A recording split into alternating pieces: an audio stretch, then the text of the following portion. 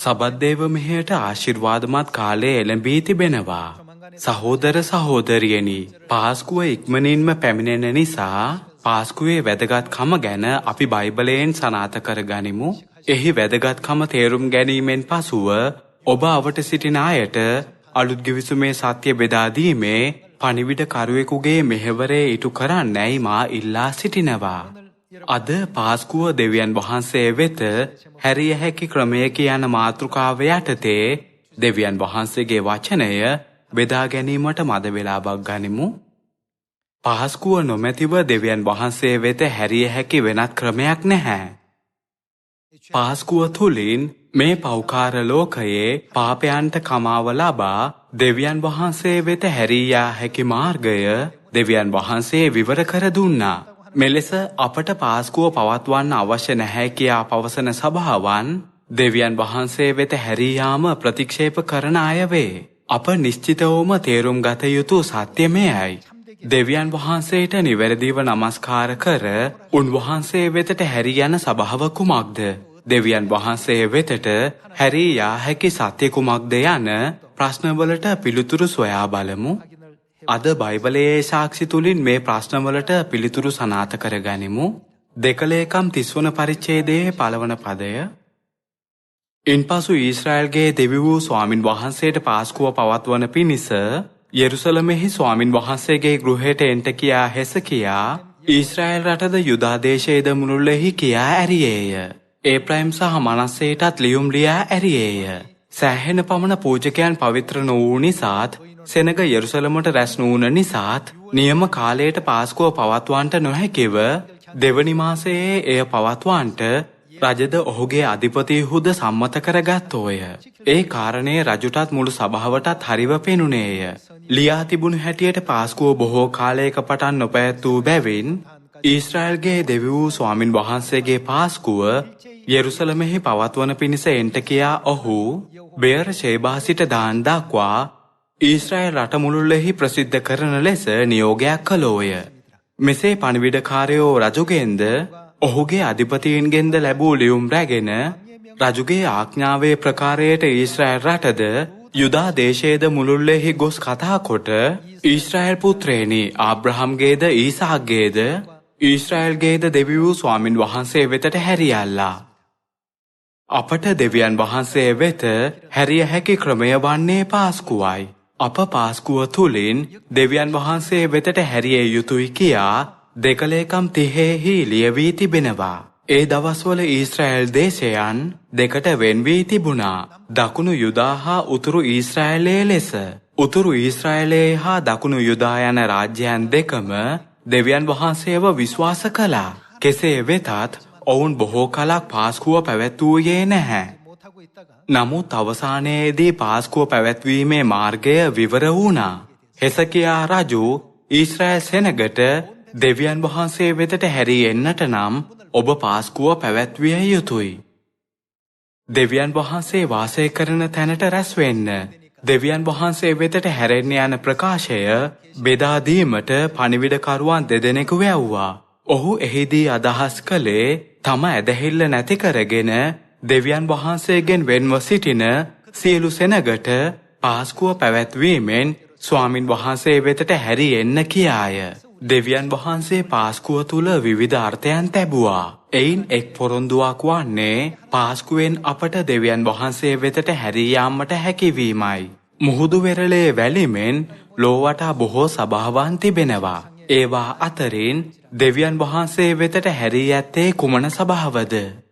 ඊශ්‍රායලයේ රාජ්‍යයන් දෙකකට වෙන් වී තිබූ දවස්වල හෙසකියා රජුගේ පණිවිඩය ඇසීමෙන් පසුව දෙවියන් වහන්සේ වෙතට හැරී පාස්කුව පැවැත්වූ අය සිටියා. කෙසේ වෙතත් උතුරු ඊශ්‍රායලයේ සෙනග පාස්කුව පවත්වා දෙවියන් වහන්සේ වෙතට හැරී එන්න යන පණිවිඩයට සරදම් කර සමච්චල් කළා. ප්‍රතිඵලයක් ලෙස ඔවුන් සියලු දෙනා විනාශ වුණා. ඊශ්‍රායල් ඉතිහාසය ආවර්ජනය කර ගනිමින් අපගේ සිතත් ආත්මයත් දෙවියන් වහන්සේ වෙතට පමුණුවා පාස්කුවේ බලය හා පොරොන්දුවෙන් අපගේ ඇදහිල්ල ස්ථීර කළ හැකි ආත්ම විශ්වාසයක් අපට ඇති කරගන්න පුළුවන්. අද තිබෙන බොහෝ සභා අතරින් දෙවියන් වහන්සේ වෙතට හැරුණු සභාව වන්නේ පාස්කුව පැවැත්වීමට අසමත් නොවන සභාවයි. කෙසේ වෙතත් හෙසකියා රජුගේ පණිවිඩයට සරදම් කළා වූ සෙනගමෙන් අදත් පාස්කුව නොපවත්වා පාස්කුව පවත්වන සභාවට නින්දා කරන සභාවන්ද තිබෙනවා. එවැනි මිනිසුන්ගේ අවසාන ප්‍රතිඵලය දෙවියන් වහන්සේ දෙකලේකම් පොතෙන් ඒ වන විට දැනුම් දී අවසන්. එම නිසා දැන් අපට නොපෙනුනත් ඔවුන්ගේ අනාගතය පැහැදිලි ලෙස පෙනෙනවා නේද? පාස්කුව ඉක්මනින්ම ලංවන නිසා අපත් පාස්කුව පවත්වා දෙවියන් වහන්සේ වෙතට හැරෙන්න යන පණිවිඩය ප්‍රකාශ කළා වූ පණිවිඩකරුවන්ගේ භූමිකාව ඉටු කරමු. ශුද්ධාත්මයන්ගේ යුගයේදී සමාරියාවටද පොළවේ සීමාව දක්වාද හෙසකියා මෙන් අපත් එම පණිවිඩයම බෙදා දිය යුතුය. දැන් පුත්‍රයාණන්ගේ යුගයේදී දෙවියන් වහන්සේ අපට අලුත් ගිවිසුමේ පාස්කුව ගැන ඉගැන්වූයේ කෙසේදැයි ඉගෙන ගැනීමට අප අවධානය යොමු කරමු. ලූක් 22:19ට යමු. පාස්කුවේ සූදානම් වීම ගැන අපට 7 වන පදයේ සිටම දැක ගන්න පුළුවන්. 19 වන පදය. උන්වහන්සේ රොටිගෙන ස්තුති කොට කඩා ඔවුන්ට දී මේක නුඹලා උදෙසා දෙන ලද මාගේ ශරීරය. මා සිහි කිරීම පිණිස මේක කරන්නයි කීසේක. එලෙසම රාත්‍රී කෑමට පසු කුසලානදී මේ කුසලාන නුඹලා උදෙසා වගුරවන කුමක්ද? මාගේ ලේහි අලුත් ගිවිසුමය.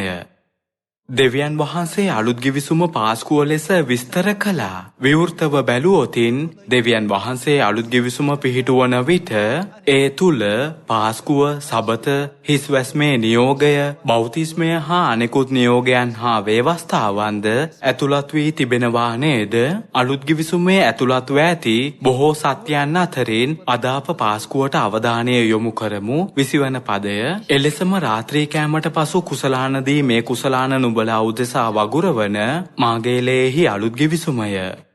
මෙය පිහිටුවේ කවුරුන් උදෙසාද? යේසුස් වහන්සේ පැවසුවේ නුඹලා උදෙසා කියාය. ලොව මුළුල්ලේ සිටින මානව වර්ගයා උදෙසා අලුත් ගිවිසුමේ පාස්කුව පිහිටු වූ බව දෙවියන් වහන්සේ ප්‍රකාශ කළා. පාස්කුවේ බොහෝ අර්ථයන් අතරින් දෙවියන් වහන්සේ පාස්කුවේ සත්‍ය පිහිටු වූයේ අපට අපගේ ඇදහිල්ල ස්ථීර කරගෙන අපගේ සිතින් හා ආත්මයෙන් දෙවියන් වහන්සේ වෙතට හැරිය හැකි මාර්ගයක් ලෙස කියා අද අප නැවත වරක් සනාථ කර ගනිමු. හේබ්‍රෙව් 8:7 ඇති දෙවියන් වහන්සේගේ ඉගැන්වීම් බලමු. හේබ්‍රෙව් 8:7.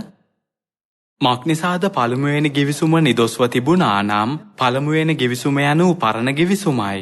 එනම් මෝසෙස් සීනයි කන්දේදී පිහිට වූ ගිවිසුමයි. දෙවෙනි එකකට ඉඩ සොයන්නේ නැත. මක්නිසාද පළමුවෙනි ගිවිසුම නිදොස්ව තිබුණා නම් දෙවෙනි එකකට ඉඩ සොයන්නේ නැත. දෙවෙනි එක නම් අලුත් ගිවිසුමයි. දෙවෙනි එකකට ඉඩ සොයන්නේ නැත. පළමු ගිවිසුමේ හිඟ දෙයක් තිබුණා. එය නම් සෙනඟට අයිති දේවල් ලෙස පූජා ඔප්පු කිරීම යනාදී ඒවාය. මෙය සත්‍ය නොවී ඡායාවක් වුණේ ඒ නිසයි. දිගටම 8 වන පදේ බලමු. එසේය උන්වහන්සේ දොස් තබමින් ඔවුන්ට කතා කොට බලව මා විසින් ඊශ්‍රායල් වංශය සහ යුදා වංශය සමග අලුත් ගිවිසුමක් කරන දවස් පැමිණෙන්නේ යයි ස්වාමින් වහන්සේ කියනසේක. ඒ වනාහි මිශ්‍ර දේශයෙන් ඔවුන්ගේ පියවරුන් ගෙනෙන පිණිස මා විසින් ඔවුන්ගේ අත අල්ලාගත් දවසේදී ඔවුන් සමග කළ ගිවිසුම මෙන් නොවේය. අලුත් ගිවිසුමේ ලක්ෂණ පරණ ගිවිසුමේ ඒවාට වඩා මුළුමනින්ම වෙනස්. මක්නිසාද ඔවුහු මාගේ ගිවිසුමෙහි නොපැවතුනෝය. මමද ඔවුන් නොසලකුවෙමි ස්වාමින් වහන්සේ කියනසේක. මමද ඔවුන් නොසලකුවෙමි යන පදයේ අර්ථය කුමක්ද? දෙවියන් වහන්සේ සෑම විටම ඊශ්‍රායල් සෙනග සමග සිටි බව මේ පදයෙන් අදහස් වෙනවා. උන්වහන්සේ නොනවත්වා ඔවුන්ව බලා ගනිමින් ආරක්ෂා කර ඔවුන්ගේ සියලු සතුරන්ගේ යුද්ධයන් පරදවා ඔවුන්ව දිනවා දුන්නා. නමුත් ඔවුන් උන්වහන්සේගේ ගිවිසුමට විශ්වාසවන්ත වුණේ නැහැ. දෙවියන් වහන්සේ ඔවුන්ව නොසලකා හැර ඔවුන් අතරින් වෙන් වුණා. එය හරියට ඊශ්‍රායලයේ පළමු වන රජ වූ සාවුල් දෙවියන් වහන්සේ අනකල සියල්ල එනම් වචනයට අකීකරු වුණා වගේය. මේ නිසා දෙවියන් වහන්සේගේ ආත්මය ආනන් සාවුල්ගෙන් වෙන්ව ගියා. දෙවියන් වහන්සේ සාවුල් වෙතින් නික්මුණු වහාම දුෂ්ට ආත්මය ඔහු තුළ ක්‍රියා කරන්න පටන් ගත්තා. මේ වචනයට අනුව අපට දැකගත හැක්කේ ගිවිසුම තුළ නොරැඳෙන අයට එකම දේ සිදුවන බවයි. එසේය ඒ දවස්වලට පසු මා විසින් ඊශ්‍රායල් වංශය සමග කරන ගිවිසුම මාගේ ව්‍යවස්ථාව ඔවුන්ගේ සිහියේ තබමින් ඒවා ඔවුන්ගේ සිත්වලද ලියන්නෙමි. මම ඔවුන්ගේ දෙවියන් වහන්සේ වන්නෙමි. ඔවුහුද මාගේ සෙනගක් වන්නෝය. මම ඔවුන්ගේ දෙවියන් වහන්සේ වන්නෙමි. ඔවුහුද මාගේ සෙනගක් වන්නෝය. තමන් ඔවුන් තුලත් ඔවුන් තමන් තුලත් සිටින පිණිස වෙනත් අයුරකින් පැවසුවොත් ඔවුන්ට දෙවියන් වහන්සේ වෙතට හැරීම සඳහා උන්වහන්සේ අලුත් ගිවිසුම පිහිටැව්වා. නමුත් දෙවියන් වහන්සේ ගිවිසුම තුල නොරැඳෙන අය සමග නොසිට ඔවුන්ගෙන් නික්ම යනවා. එම දේම යුදස් ඉස්කාරියොට්ටත් සිදු වුණා. දුෂ්ට ආත්මය යුදස් වෙතට ඇතුල් වූ සැනින් ඔහු තම ඇදහිල්ල පිරිහි යන ලකුණු පෙන්වන්නට පටන් ගත්තා. ඔහු මුදලට තණ්හා වී රිදී කාසි 30කට යේසුස් වහන්සේට ද්‍රෝහි වීමේ දරුණු අපරාධය සිදු කළා. දෙවියන් වහන්සේගේ ආත්මය සාවුල් හැරගිය මොහොත සාවුල් තුල දුෂ්ට ආත්මය ඇතුල් වී ඔහුට වද හිංසා කළ මොහොතයි. එවැනි දුක් කරදරයකදී දෙවියන් වහන්සේ සමග සිටි දාවිද් කැඳවා තමන් වෙනුවෙන් වීණා වාදනය කරන ලෙස ඉල්ලා සිටියා. වීණා නාදයට ඇහුම්කන් දෙන විටදී මොහොතකට ඔහුගේ සිහිය යථා තත්වයට පත්වී සාමකාමී වුණා. සියල්ලෙනි අප සමග සිටීම ගැන අප දෙවියන් වහන්සේට ස්තුතිවන්ත විය යුතුයි නේද? දෙවියන් වහන්සේ හැර ගියොත් අපත් සාවුල් මෙන් වේවි. අප යුදස් ඉස්කාරියොත් මෙන් කිසිදා කිරීමට නොසිතූ දේවල් පවා කිරීමට පුළුවන්. දෙකලේකම් 30දී දෙවියන් වහන්සේ වෙතට හැරෙන්න කියා ලියා ඇත්තේ මේ නිසයි. දෙවියන් වහන්සේ වෙතට හැරිය යුතුයි කියා මම දන්නවා. නමුත් හැරෙන ක්‍රමය මම දන්නේ නැහැ කියා යමෙක් අසන්න පුළුවන්. පිළිතුර වන්නේ පාස්කුව සමරා දෙවියන් වහන්සේ වෙතට හැරෙන්න යන්නයි. සියල්ලෙනි දැන් මුළු සෙනගට මේ ඉගැන්වීම් ප්‍රකාශ කළ යුතු කාලයයි. අප දෙවියන් වහන්සේව විශ්වාස කරන්න කියා පවසද්දී ඔවුන් මම දෙවියන් වහන්සේව විශ්වාස කරනවා කියා පවසනවා. අප නැවතත් එහෙමනම් පාස්කුව සැමරුවාද කියා ඇසුවම ඔවුන් නැහැ පාස්කුව කියන්නේ මොකද්ද කියා අසනවා. පාස්කුව නොපවත්වා කිසිම කෙනෙක්ට දෙවියන් වහන්සේ වෙතට හැරෙන්න බෑ කියා බයිබලය අපට උගන්වනවා. ඔවුන් එය ඇත්තටම බයිබලයේ ලියා තිබෙනවාද කියා අසාවි. ඔව් ඇත්තටම දෙකලේකම් 30 පෙරළමින් පාස්කුව නොපවත්වන අයගේ වර්තමාන තත්වයේ යථාර්ථය අපි ඔවුන්ට දැනුම් දිය යුතුයි. හෙබ්‍රෙව් 8 දුන් දෙවියන් වහන්සේගේ වචනයට අනුව ඔහු මාගේ ගිවිසුමෙහි නොපැවතුනෝය. මමද ඔවුන් නොසලකුවෙමි කියාය. කොරියානු බයිබලයේ පැවසෙන්නේ දෙවියන් වහන්සේ ඔවුන්ව රැකබලා නොගන්නා බවයි. ඒ වගේම ඉංග්‍රීසි අනුවාදයේ ඇත්තේ ඔවුන් කෙරෙන් නික්මෙන බවයි. දෙවියන් වහන්සේ ඔවුන්ගෙන් හැරෙන නිසා ඔවුන්ව තවත් දෙවියන් වහන්සේ රැකබලා ගන්නේ නැහැ. දෙවියන් වහන්සේ ඔවුන් ගැන සලකා බැලීම නවතා දැමුවා. සාතන් හා නපුරු ආත්ම ඔවුන් තුලට ඇතුල් වූ විට විවිධ ආකාරයේ අමුතු දේවල් සිදුවන බව මෙමගින් අපට තේරුම් ගන්න පුළුවන් නේද? දෙවියන් වහන්සේ වෙතට හැරීමට අවශ්‍ය උන්වහන්සේව සැබවින්ම විශ්වාස කරන අයට අප පාස්කුව ඉගැන්විය යුතුයි. ඕනෑම කෙනෙකුට දෙවියන් වහන්සේ වෙතට හැරිය හැකි ක්‍රමය එය නිසා අප එසේ කළ යුතුයි. මෙය ඉටු කිරීම සඳහා ඔබ සියලු දෙනාටම එකතු වන්න කියා මා ඉල්ලා සිටිනවා. බයිබලයේ සඳහන් කර ඇති ආකාරයටම පාස්කුව නොපැවැත්වූ විට දෙවියන් වහන්සේ ඔවුන් වෙතින් හැරී තවද ඔවුන්ට දෙවියන් වහන්සේ වෙතට හැරී යන්නත් බැරි වුණා. එසේ වූ නිසා ඔවුන්ව දෙවියන් වහන්සේගේ සෙනගගෙන් සිඳ දැමුවා. ගණන් කතාව 9 වන පරිච්ඡේදයේ 11 වන පදය බලමු. දෙවනි මාස දස 4වෙනි දින සවස ඔවුහු ඒක පවත්වා මුහුන් නැති රොටි සහ තික්ත පලා සමග එය කත්වා 12 වන පදය ඔවුහු එයින් කිසිවක් උදේ දක්වා ඉතුරු කරන්නේවත් ඌගේ ඇටයක් බිඳින්නේවත් නැතිව පාස්කුවේ මුළු පනත ලෙස එය පවත්වන්නෝය 13 නමුත් පවිත්‍ර වූ ගමනක යෙදී නොසිටින මිනිසෙක් පාස්කුව නොපවත්වා සිටින්නේ නම් වළංගු හේතුවක් නොමැති මිනිසයාට සිදුවන්නේ කුමක්ද? ඒ තැනැත්තේ තමාගේ සෙනග අතරින් සිඳ දමනු ලබන්නේය. ස්වාමින් වහන්සේගේ පූජාව ඊට නියම කළ කාලයෙහි ඔප්පු නොකළ බැවින් ඒ මිනිසයා තමාගේ පාපය දරනවා ඇත. විදේශියෙක් නුඹලා අතරෙහි පදිංචිව සිට ස්වාමින් වහන්සේට පාස්කුව පවත්වන්නට කැමති නම් ඔහු පාස්කුවේ පනතද ඒකේ නියෝගද ප්‍රකාර එය පැවැත්විය යුතුය.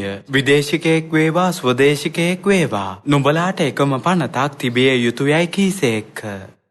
පාස්කුව නොපවත්වන අයට කුමක් සිදුවෙනවද කියා දෙවියන් වහන්සේ ව්‍යවස්ථාව තුල නියම කර තිබෙනවා. දෙවියන් වහන්සේ පැවසුවේ ඒ තැනැත්තේ තමාගේ සෙනග අතරින් සිඳ දමනු ලබන්නේය කියාය. බොහෝ දෙනා මේ මානසික ලෝකයේ දේවල් වලට පමණක් අවධානය යොමු කරන නිසා ආත්මික ලෝකයේ තම අනාගතය ගැන සලකා බැලීමට ඔවුන් අපොහොසත් වී තිබෙනවා. මෙලෙස ඇතැම් අය සිතන්නේ මේ වසරේදී පාස්කුව පවත්වන්න බැරි වුණාට මම ලබන අවුරුද්දේ කරනවා කියාය. තම ගිවිසුම තුල රැඳී නොසිටින අයව දෙවියන් වහන්සේ නිසකවම අත්හරින බවට බයිබලය පවසනවා. පරණ ගිවිසුමත් අලුත් ගිවිසුමත් ගිවිසුමකි. පරණ හෝ අලුත් ගිවිසුම වේවා තම ගිවිසුම තුල නොරැඳෙන අයව අත්හරින බවට දෙවියන් වහන්සේ පවසනවා. අප ස්වර්ගයේදී බරපතල පව් කර මේ පොළොවට නෙරපුණු ආත්මයන්ය. දෙවියන් වහන්සේ මාංශවත්ව පැමිණ නැවත ස්වර්ගයට යන මාර්ගය ඉගැන්වීමෙන් අපට අනුකම්පා කර ස්වර්ගයට යන දොරටු මනුෂ්‍ය වර්ගයා වෙනුවෙන් ඇරදුන්නා.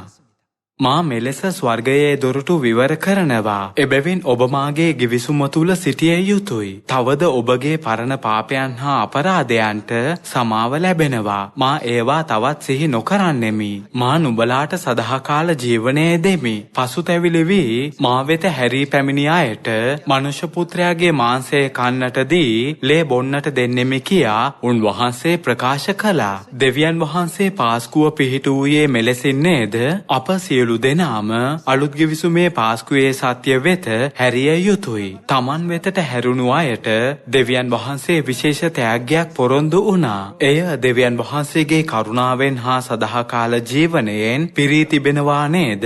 යොහන් 6:54න් දිගින් දිගටම දෙවියන් වහන්සේගේ වචනය බලමු. මාගේ මාංශය කන්නා වූ මාගේ ලේ බොන්නා වූ අයට සදාකාල ජීවනය ඇත. මම අන්තිම දවසේදී ඔහු නැගිටවන්නෙමි. මක් නිසාද මාගේ මාංශයේ සැබෑ වූ කෑමය. මාගේ ලේ සැබෑ වූ බීමය. මාගේ මාංශය කන්නා වූ මාගේ ලේ බොන්නා වූ තැනැත්තේ මා තුලෙහි පවතී. මමද ඔහු තුලෙහි පවතිමි.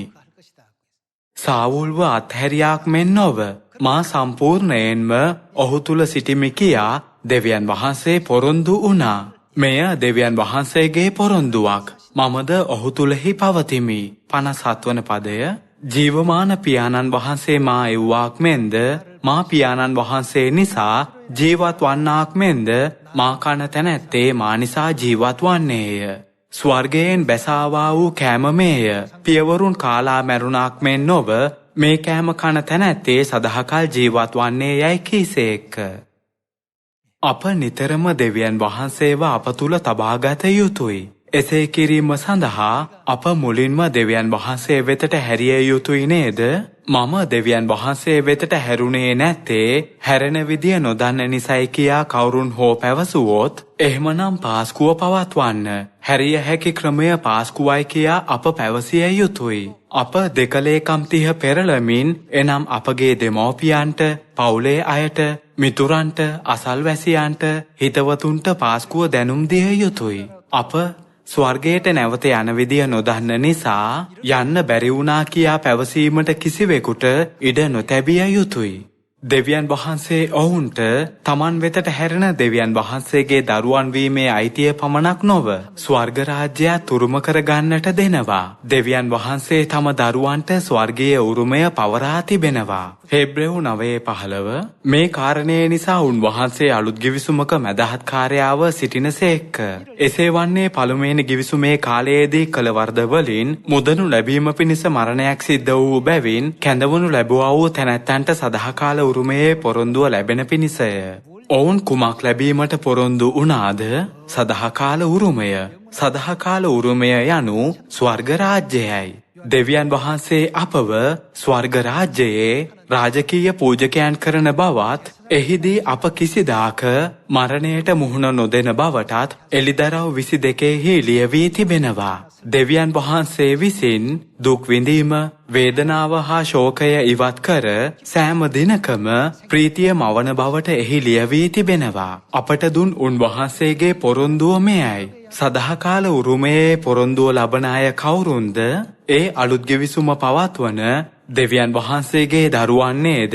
ඔවුන්ට අලුත් ගිවිසුම තුලින් සදාකාල උරුමය ලබන්නට ඉඩ දෙන බව දෙවියන් වහන්සේ පැවසුවා. 16 වෙනි පදය මක්නිසාද ගිවිසුමක් තිබෙන තැන ගිවිසුම කළා වූ අයගේ මරණයද පෙන්විය යුතුය. ගිවිසුමක් ස්ථීර වෙන්නේ මරණය සිද්ධ වුණායින් පසුවය. එබැවින් තම මරණයට පෙර යේසුස් වහන්සේ තම ස්ථීර කැමැත්ත ලෙස අලුත් ගිවිසුම තබා ඊළඟ දවසේ මිය ගියා නේද? හෙබ්‍රෙව් 9:හි පවසන්නේ අලුත් ගිවිසුම තුල රැඳී අවසානය දක්වාම තදින් අල්ලාගෙන සිටින අය සඳහා දෙවියන් වහන්සේ ස්වර්ග රාජ්‍යය සහතික වෙනවා. නමුත් තම ගිවිසුම තුල නොරැඳෙන අයට දෙවියන් වහන්සේ කරන්නේ කුමක්ද? ඔවුන් වෙතින් හැරෙන බවට දෙවියන් වහන්සේ පැවසුවා. දෙවියන් වහන්සේ ඔවුන් වෙතින් හැරෙන්නේ යන පදයෙන් දෙවියන් වහන්සේ තවත් ඔවුන් ගැන සොයා නොබලන බව අදහස් වෙනවා. ඔවුන්ගෙන් වෙන් වෙන නිසා දෙවියන් වහන්සේ තවත් ඔවුන් ගැන බලන්නේ නැහැ. තවදුරටත් ඔවුන් ගැන සලකා නොබලන බව ඉන් අදහස් වෙනවා. යුදස් ඉස්කාරියොත්ව සියලු ආකාර දුෂ්ට ආත්මයන් අල්ලාගෙන යේසුස් වහන්සේව විකුණා දැමුවෙත් සාවුල් රජුට තම සිංහාසනයේ නැති වුණේ ඒ නිසයි. ඒ සියල්ල දෙවියන් වහන්සේගේ ආත්මය ඔවුන්ව හැරදා ගිය නිසයි. එවැනි මිනිසුන්ට තවත් අවබෝධ වෙන්නේ නැහැ. දෙවියන් වහන්සේ ඔහු සමග සිටිද්දී ඔහුට මහත් බලයක් තිබී ඔහු නිතරම ආරක්ෂා වුණා. යුද්ධයක සිටින ඕනෑම වෙලාවක දෙවියන් වහන්සේ ඔහුට ජය ගන්නට උපකාර කළා. නමුත් දෙවියන් වහන්සේ ඔහු තුල නොමැති වූ විට සටනේදී ඔහුට ඊතලයක් වැදී මිය ගියා. අවසානයේදී ඔහු එවන් කාලකන්ණි අවස්ථාවකට මුහුණ දුන්නා නේද? අප ස්වර්ගයේදී පව් කර මේ පොළොවට නෙරපුණත් පාස්කුව අපගේ ආත්මයන් නැවත දෙවියන් වහන්සේ වෙතට හරවන මිල කළ නොහැකි සත්‍යයක් බව අප අපගේ මනසේ තබාගත යුතුයි. පාස්කුව තුලින් මා වෙතට හැරී එන්නේ නම් නුඹ මා සෙනග ලෙස පිළිගන්නෙමි. නුඹ මා තුලත් මා නුඹ තුලත් පවතින්නේය. මාගේ මාංශය හා ලේයින් නුඹ පෝෂය කර නුඹ හා එකක් වන්නෙමි. ස්වර්ගයේ රජකම් කිරීමට රාජකීය පූජක තනතුරද දෙන්නෙමි. තවද සදාකාල ජීවනයේද දෙන්නෙමි කියා දෙවියන් වහන්සේ පොරොන්දු වුණා. ගිවිසුම තුල පවතින අයට දෙවියන් වහන්සේ දෙන දේවල් සැබවින්ම සුවිශේෂීයයි. කෙසේ වෙතත් මේ පොළොවේ ජීවත් වන මිනිසුන්ට මේ අසාමාන්‍ය අවස්ථාව මේ වර්තමානය සමග සසඳද්දී යථාර්ථයක් ලෙස පෙනෙන්නේ නැහැ. ඔවුන් එය යම් සුළු දෙයක් ලෙස සිතන්නේ ඒ නිසයි. උදාහරණයක් ලෙස යම් කෙනෙක් ඔබ මෙය කළහොත් ඔබට ඩොලර් 1000ක් හෝ 10,000ක් උපයන්න පුළුවන් කියා පැවසුවොත් මිනිසයන් එයට බොහෝ මහන්සි වෙනවා. නමුත් අලුත් ගිවිසුම පවත්වන අයට දෙවියන් වහන්සේ ස්වර්ගයේදී දෙන දේවල් මැනිය නොහැකි දේවල්ය. සාමාන්‍ය දෙයක් ලෙස සැලකිය හැකි දෙයින් ඔබට ගිය දෙයක්. එය අසාමාන්‍ය අපූර්ව දෙයක් නිසා ඔවුන් තේරුම් ගන්නේ මේ ආශිර්වාද සැබෑවක් නොවේ කියාය. ඒක ඇත්තටම වෙයිද? ඇත්තටම මේ දේවල් අපට ලැබෙයිද කියා ඔවුන් Tamanගෙන්ම අසනවා. දෙවියන් වහන්සේ කිසිදාක බොරු කියන්නේ නැහැ. යමක් දෙන බවට දෙවියන් වහන්සේ පැවසුවොත් උන්වහන්සේ එය නිසකවම ලබා දෙනවා. යමක් සම්පූර්ණ කරනවා කියා පැවසුවොත් උන්වහන්සේ එය සම්පූර්ණ කරනවා. අපට ඇදහිල්ල අවශ්‍ය මේ නිසා නේද දෙවියන් වහන්සේ වෙත හැරිය හැකි එකම ක්‍රමය දෙවියන් වහන්සේ අපට පිරිනැමූ මේ පාස්කුවයි. දෙවියන් වහන්සේ මුණ ගැසී හැරෙන්න කියා අප මනුෂ්‍ය වර්ගයාට මොරගසමු. දෙවියන් වහන්සේ අපට පැවැත්වීමට දුන් පාස්කුව දයාන්විතව දේශනා කරමු. දෙවියන් වහන්සේ අපව කැඳවන විටදී අපට සේවකයන් යන තනතුර ලැබෙනවා. අප මොන වගේ සේවකයන්ද? මෝටර් රථ සාධන සේවකයන්ද? නැව් සාධන සේවකයන්ද? 2 කොරින්ති පොතේ 3 වන පරිච්ඡේදයේ 6 වන පදය බලමු. තවද උන්වහන්සේ අලුත් ගිවිසුමක සේවකයින් කොට අප සමර්ථ කළසේක කියාය. දෙවියන් වහන්සේ අපව තෝරාගත්තේ ගොවිතැන් කරන සේවකයන් ලෙස නොව. උන්වහන්සේ අලුත් ගිවිසුමක සේවකයින් කොට අප සමර්ථ කළසේක. එනම් වචනාර්ථයේ හැටියට නොව පරමාර්ථයේ හැටියටය. මක්නිසාද වචනාර්ථය නසින්නේය පරමාර්ථය ජීවත් කරන්නේය. ජීවනය දෙන අලුත් ගිවිසුමේ කාර්ය කිරීමට දෙවියන් වහන්සේ අපට ඉඩ ලබා දුන්නා. සරලව පැවසුවොත් අලුත් ගිවිසුමේ පාස්කුව යනු මනුෂ්‍ය වර්ගයාට දෙවියන් වහන්සේ වෙතට හැරී ආ හැකි එකම ක්‍රමයයි. පාස්කුව තුල බොහෝ පොරොන්දු තිබෙනවා. පාස්කුව බලවත්ය. ඒ පොරොන්දුව ලැබුණේ පොළොවේදී පමණක් නොව. එය සදාකාල ස්වර්ග රාජ්‍යයේද නොනවත්වා පවතිනවා. කරුණාකර පාස්කුව වෙනුවෙන් කල්තියාම දයාන්විතව සූදානම් වෙන්න. නික්මයාම පොතේදී දෙවියන් වහන්සේ සෙනගව පාස්කුව පැවැත්වීමට සූදානම් කළ බව දැක ගන්න පුළුවන්. නික්මයාම 12:1 ස්වාමින් වහන්සේ මිසර දේශයේදී මෝසෙස් සහ ආරෝන්ට කතා කොට මේ මාසය නුඹලාට මාසවල පටන් ගැන්ම වන්නේය. ඒක නුඹලාට අවුරුද්දේ පළමුවෙනි මාසය වන්නේය. නුඹලා ඊශ්‍රායල්ගේ මුළු සමුදාවට කතා කොට මේ මාසයේ 10 වෙනි දිනදී ඔවුන්ගේ පියවරුන්ගේ පවුල් වශයෙන් පවුලකට බැටළු පැටුවෙකු බැගින් එක එක අය බැටළු පැටුවෙකු ගන්නේය. ඉඳින් බැටළු පැටුවෙකු කන්ට ගෙයිවැසියෝ මදි නම් ඔහුද ඔහුගේ ළඟ සිටින ඔහුගේ අසල්වාසියාද මිනිසුන්ගේ ගණන හැටියට එකෙකු ගන්නෝය. එක එක මනුෂ්‍යයා කන ප්‍රමාණයේ හැටියට බැටළු පැටවා සම්බන්ධ කර ගනිත්වා. ඒ බැටළු පැටවා කැලලක් නැති අවුරුද්දක් වූ පිරිමි සතෙක් විය යුතුය. බැටළුවන්ගෙන් හෝ එළුවන්ගෙන් හෝ ඌ රැගෙන එම මාසයේ 14 වෙනි දවස දක්වා තබා ගන්න. ඔවුන් කලින්ම බැටළුවන් සූදානම් කර බව අදහස් වෙනවා. එවිට ඊශ්‍රායල් සමූහයා වන මුළු සභාව සවස වූ මරා ලෙයින් රැගෙන ඌ කන්ට යෙදෙන ගෙවල් වල උළුවහු කණු දෙකේද පඩි කඳේද ගන්නෝය. ඔව්හු ගින්නෙන් පුලුස්වන ලද ඒ මාංශයද මුහුන් නුමුසු රොටිද ඒ රාත්‍රියේදී කන්නෝය. තික්ත පලා සමග ඒවා කන්නෝය. එයින් අමුවෙන්වත් කිසිසේත් වතුරෙන් තම්බාවත් නොකා උදේ දක්වා එයින් කිසිවක් ඉතුරු නොකරන්න. උදේ දක්වා එයින් ඉතුරුවන ඒවා ගින්නෙන් දවන්න. පාස්කුව ශුද්ධ හා භක්තිවන්ත ආකාරයට පැවැත්වීමට හැකිවන පිණිස මුළු සිතින්ම පාස්කුව පිළියෙල කරන්නයි දෙවියන් වහන්සේ ඔවුන්ට පැවසුවා. අප කල්තියාම මංගල්‍ය වෙනුවෙන් සූදානම් වෙනවා නම් මංගල්‍යයන් නිසියාකාරව පැවැත්වීමට අසමත් වේවියයි කනගාටුවෙන් මංගල්‍ය ගැන ශෝක වී උනන්දුවෙන් ඊට සූදානම් වන තම සියලු දරුවන්ට පියාණන් හා මෑණියන් ආශිර්වාද කරાવી කියා මම විශ්වාස කරනවා. යෝෂියා හා හෙසකියා යන රජවරුන්ට දුන්නාක් මෙන් තවත් සුද්ධාත්මයන්ගේ කරුණාව හා අනර්ග ආශිර්වාද වගුරුවාවි. අලුත් ගිවිසුමේ පාස්කුව යනු දෙවියන් වහන්සේ වෙතට හැරෙන ක්‍රමයයි. එකම ක්‍රමය මෙය බව සියලු මනුෂ්‍යයා දැනගත යුතුයි. එබැවින් ගොස් දෙවියන් වහන්සේ වෙත හැරෙන ආකාරය නොදැන සිටින සෙනගට දේශනා කරමු. ඔබ මේ සත්‍ය බොහෝ දෙනාට බෙදා දී මේ අවුරුද්දේ පාස්කුව තුලින් සියලු දෙනාවම පසුතැවිල්ලට ලක් කරાવીයයි පතමින් අද දේශනාව අවසන් කරන්න කැමැති. ඔබට බොහොම ස්තුතියි.